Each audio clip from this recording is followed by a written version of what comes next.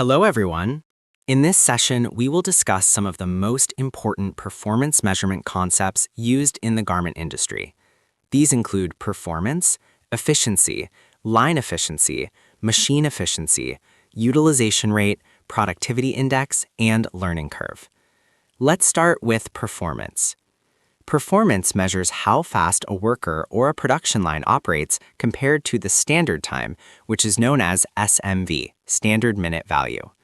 In simple terms, it compares standard time with actual time taken. The formula for performance is performance equals SMV divided by average capacity time times 100. Here, average capacity time means the actual time taken to produce one piece, based on available working time and production output. For example, if SMV is 5 minutes and actual average time is 6 minutes, then performance equals 5 divided by 6 times 100 equals 83.3%. This means the worker is slower than the standard because performance is less than 100%. Now let's move to efficiency. Efficiency measures how effectively resources are used during production. It is one of the most important KPIs in the garment industry. The formula is efficiency equals earned minutes divided by available minutes times 100. Earned minutes are calculated based on output and SMV, while available minutes are the total working time. For example, earned minutes are 400, available minutes are 480. Efficiency equals 400 divided by 480 times 100 equals 83.33%. This tells us how much of the available time has been used productively. Next is line efficiency. Line efficiency measures the overall performance of the entire production line, not just individual workers. The formula is line efficiency equals total output times SMV divided by manpower times working time times 100. This helps managers understand whether the entire line is performing efficiently or not. It is also very useful for line balancing, where workload is distributed evenly among operators. Now let's discuss machine efficiency. Machine efficiency shows how effectively machines are being utilized during production. The formula is machine efficiency equals machine running time divided by available time times 100.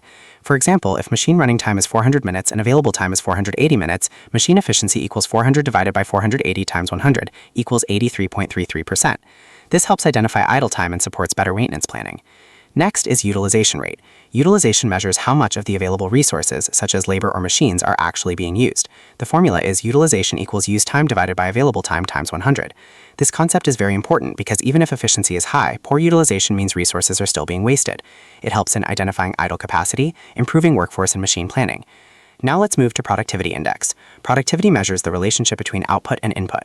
The formula is productivity equals output divided by input. For example, if total output is 1,000 pieces and labor input is 50 workers, productivity equals 1,000 divided by 50 equals 20 pieces per worker. This is a key indicator of overall business performance and operational effectiveness. Finally, let's discuss the learning curve, which is a very important concept in industrial engineering. A learning curve is a graphical representation that shows how performance improves over time as workers repeat the same task. This concept was first introduced by Hermann Ebbinghaus in 1885. The basic idea is simple. When a task is done for the first time, it takes more time. With repetition, the time requires decreases. As experience increases, efficiency and productivity improve.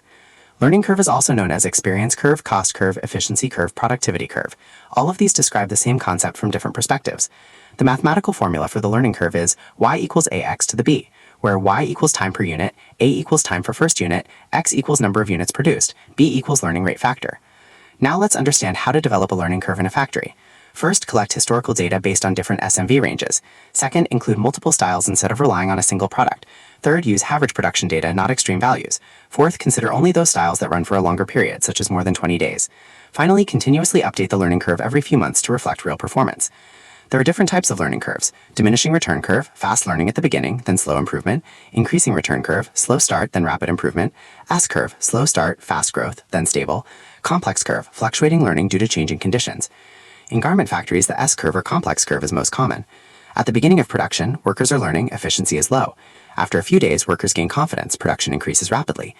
Now, let us understand the practical application of the learning curve in a garment factory with a real production example. Consider a case where a garment factory receives a repeat order of a lady's tank top, Tilly. This style was previously produced during the last season, so operators already have some level of familiarity with the product. However, even for repeat styles, performance does not immediately reach its maximum level. Workers still need some time to recall the process, adjust to the line setup, and regain their speed. To analyze this, industrial engineering, or IE officers, record hourly production data, specifically at 10 a.m. and 11 a.m., over a period of 5 consecutive days. Observation from the data. At the beginning of production, day 1, output is relatively low. Operators are adjusting to the style. Minor delays, confusion, or imbalance may occur. By day 2 and day 3, operators become more comfortable with the operations. Work rhythm improves, output starts increasing significantly. By day 4 and day 5, production stabilizes. Operators reach near optimum performance. Output becomes more consistent. Graph interpretation. When this data is plotted on a graph, the x-axis represents time, days or hours. The y-axis represents production output or efficiency. The resulting curve typically does not form a simple straight line.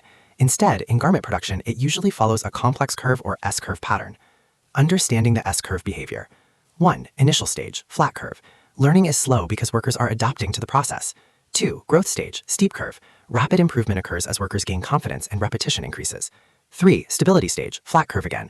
Performance reaches a steady level where improvements become minimal. Why the curve changes daily. In real factory conditions, the learning curve may not be perfectly smooth.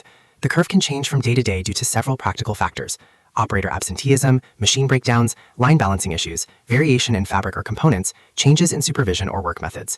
Because of these factors, the learning curve in garment factories often appears irregular or complex rather than perfectly smooth. Key insights from this case. Even repeat orders require a learning period. Production improves with practice and repetition. Monitoring hourly data helps in better planning and forecasting. IE teams can use this data to set realistic targets, improve line balancing, reduce production losses.